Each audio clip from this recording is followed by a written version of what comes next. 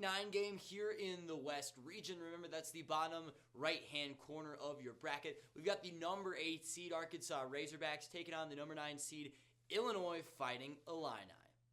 First of all, for the Arkansas Razorbacks, they finished this season 20-13 this year, 10th in the SEC, but they make a run to the SEC semifinals. This is one of the streakiest teams in college basketball, and they're one of the most talented teams in college basketball. The question is, can they put it all together?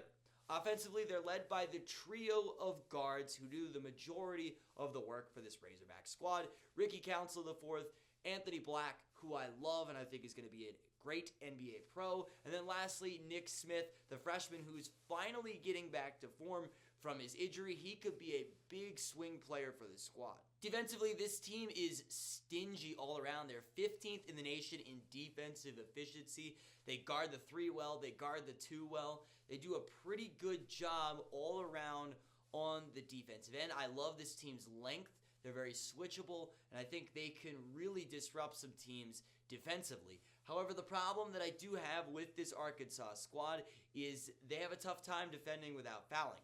And sometimes this is a problem for physical defensive teams, especially teams that like to put on pressure, especially on the perimeter. Arkansas puts their opponents on the free throw line a lot. They're 327th in free throw rate against. They're putting their opponents on the free throw line a lot, allowing them to stay in games, and they've lost some games because of just this.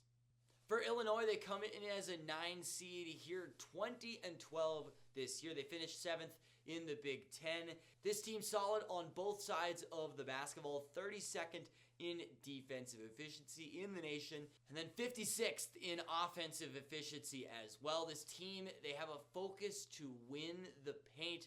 They're top 18 in the nation in both 2-point offense and 2-point defense. So Illinois makes the painted area a big emphasis of their game. The player to look out for in this one for Illinois is Matthew Meyer. He is a very, very streaky player for the squad, the transfer from Baylor. Sometimes he can really get it going and be a threat offensively. Other times he can be really quiet. So he is another swing player to watch in this one. The problem I have with this Illinois team is they cannot shoot the 3 ball. 31% as a team for the Illini. That is not very good. In fact, that's 339th in the nation, so really only 30 teams worse than Illinois at shooting from downtown. I think that provides an interesting matchup here. So I think, again, there are 2 big things that stick out to me in this game.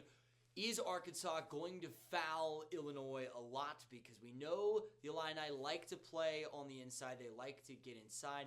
If they foul Illinois a bunch and they put them at the free throw line repeatedly, Illinois could easily take this game.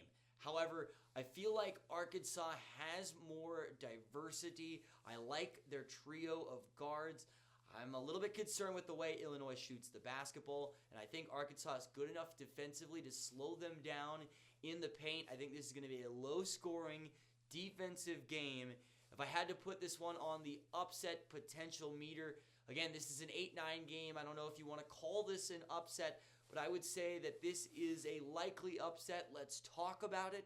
But in the end, I'm going to go with the Arkansas Razorbacks to move on and get to the second round of the tournament. This team is so streaky. They've got potential. They just have to put it together when it matters. Do you want to win your March Madness bracket pool? Do you want to not only beat your friends, but humiliate them? If that sounds good to you, subscribe down below because we are previewing all 36 first-round games of the NCAA tournament and give you the info you need to crush your friends and dominate your bracket pool.